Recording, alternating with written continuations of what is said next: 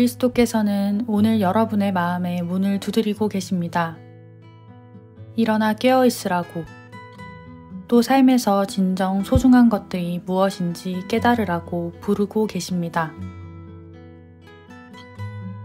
이 말씀은 프란치스코 교황님께서 2014년 방한하셨을 때 성모 승천 대축일 미사에서 하신 말씀이에요.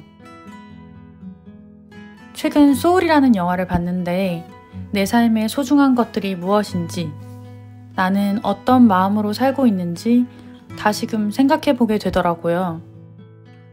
개인적으로 인생 영화라고 얘기하면서 추천하고 있는데 이 말씀을 보니 영화가 준 메시지와 주님의 이 부르심이 비슷한 것 같다는 느낌이 들더라고요. 괜히 더 반갑고 와닿아서 이 말씀을 여러분께 나눕니다. 안녕하세요. 사순 제2주일 FM 탈리타쿰, 저는 DJ 세라피나입니다.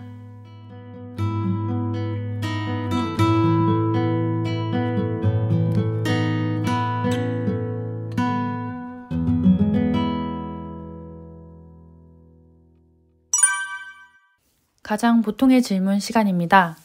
이번 주도 신부님을 모시고 칠성사와 관련한 질문을 해보도록 할게요.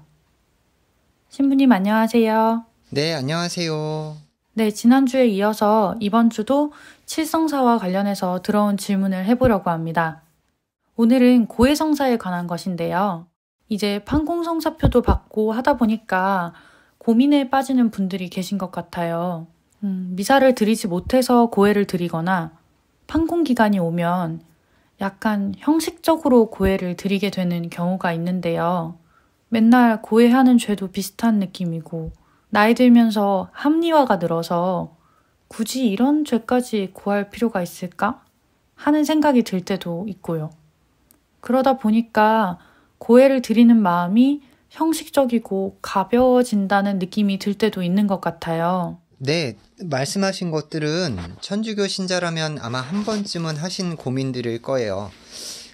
실제로도 적지 않은 분들이 고해성사에 대한 부담감 때문에 주일미사도 제대로 못 나오시다가 냉담하시기도 하고요. 또 농담처럼 고해성사가 아니라 고행성사다 이렇게 말하기도 하죠. 네, 그만큼 고해성사에 대한 깊은 이해가 있으면 좋을 것 같아요. 고해를 준비할 때 어떤 마음으로 드려야 할까요? 먼저 고해성사의 의미부터 짚어보면 좋을 것 같아요. 제가 처녀성세를 할 때에만 해도 고해성사가 아니라 고백성사라고 불렀거든요. 죄의 고백에 중점을 두었기 때문입니다. 그러다가 90년대 중반에 기도문 개정을 하는데 그때 고해성사로 바꾸었습니다. 기존의 고백에 화해를 더한 거예요. 그러니까 단순히 죄를 고백하는 데에서 끝나는 게 아니라 화해로 이어져야 한다는 거죠. 저도 어릴 때는 고백성사라고 했던 것 같아요. 고해성사가 고백과 화해의 의미가 담겨 있는 건지는 몰랐네요. 네. 교회가 전통적으로 가르쳐 온 바에 따르면 우리가 죄를 지음으로써 하느님의 마음을 아프시게 만들고 그래서 하느님과의 관계가 뒤틀리거나 심하면 끊어지게 된다고 합니다. 고해성사는 하느님 앞에서 나의 죄를 솔직하게 고백함으로써 하느님과 화해해서 뒤틀려진 관계를 복원하는 과정이라고 말할 수 있어요. 따라서 고해성사를 준비하면서 화해에 조금 더 마음을 두시면 좋겠습니다. 그런데 실제로는 죄에 대한 묵상이 제대로 되지 않을 때도 많잖아요. 이럴 땐 어떻게 고해를 드려야 할까요? 어떤 기도나 방법이 있을까요?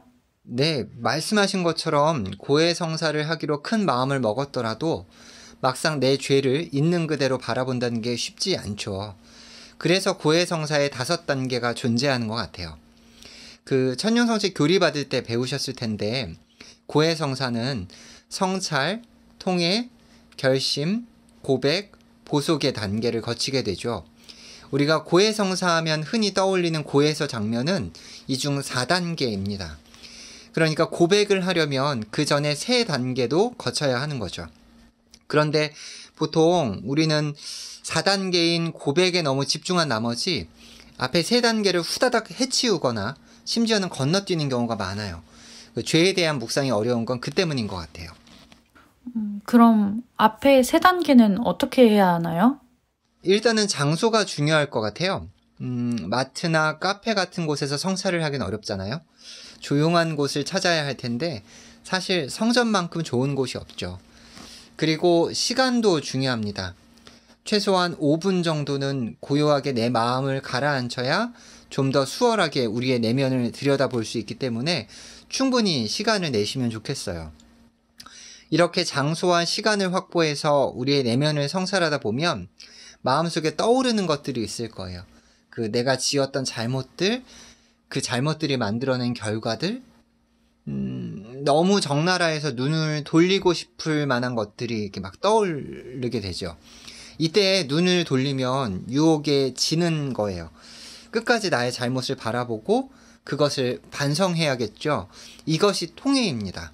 그리고 통회까지 하고 나면 자연스럽게 앞으로는 같은 잘못을 반복하지 않겠다는 결심을 하게 되는 거고요. 쉽지 않아 보입니다. 내 마음을 들여다볼 수 있는 공간에서 충분한 시간을 가지고 나를 돌아보고 이를 반성하고 나서는 반복하지 않겠다는 결심까지. 단순히 죄를 찾는 게 아니고 좀 더 깊게 묵상해야 하는 거네요. 네, 성찰 통의 결심은 우리 마음속에서 유기적이고 연속적으로 이루어지기 때문에 후다닥 해치우거나 할 수 있는 게 아니에요. 그래서 장소와 시간이 중요하다고 말씀드린 거고요. 네, 저도 고해를 준비하는 게 어려워서 고해소에 들어가는 것도 쉽지 않았는데 조용한 곳에서 이러한 시간을 가져봐야겠어요. 방문기간인 요즘 많은 청년들에게도 도움이 되었으면 좋겠네요. 고해와 관련해서는 다른 질문들도 있으니까 다음 주에 더 질문 드리도록 할게요. 네, 저도 오늘은 개괄적인 거를 말씀드렸고요. 다음 주에는 조금 더 깊이 들어가 볼 수 있으면 좋겠어요. 다음 주에도 좋은 질문들 기다리도록 하겠습니다. 네, 신부님 오늘도 감사합니다. 칠성사와 관련해서 질문 계속 받고 있으니까 궁금하신 것들 많이 보내주세요. 여러분의 질문을 기다리고 있겠습니다.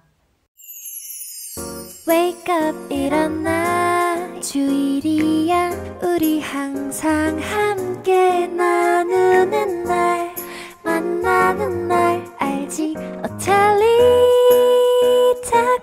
주문을 걸어 사랑을 담아 지금 만나러 와 FM 탈리타쿰 화정동 성당 FM 탈리타쿰 청년들의 사연과 신청곡을 나누는 말할 수 있는 비밀 시간입니다.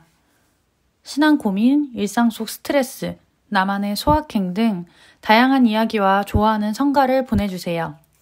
사연을 보내주신 분께는 카페 이용권을 보내드립니다. 네, 오늘의 사연은 앙버터님의 사연입니다.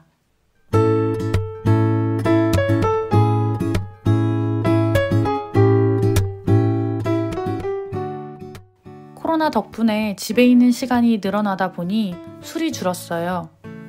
재작년에는 미사 후에 매 주일마다 술을 먹고 헤어졌는데 그랬던 시절이 아득해집니다. 그래도 덕분에 운동량이 줄어도 살은 덜 찌는 것 같아요.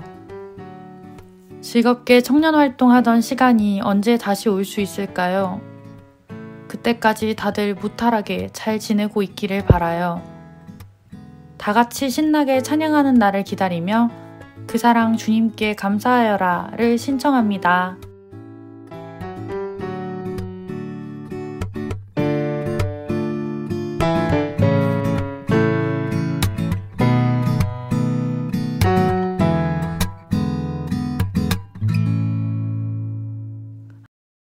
저도 청년활동 신나게 하던 때가 너무 그리워요.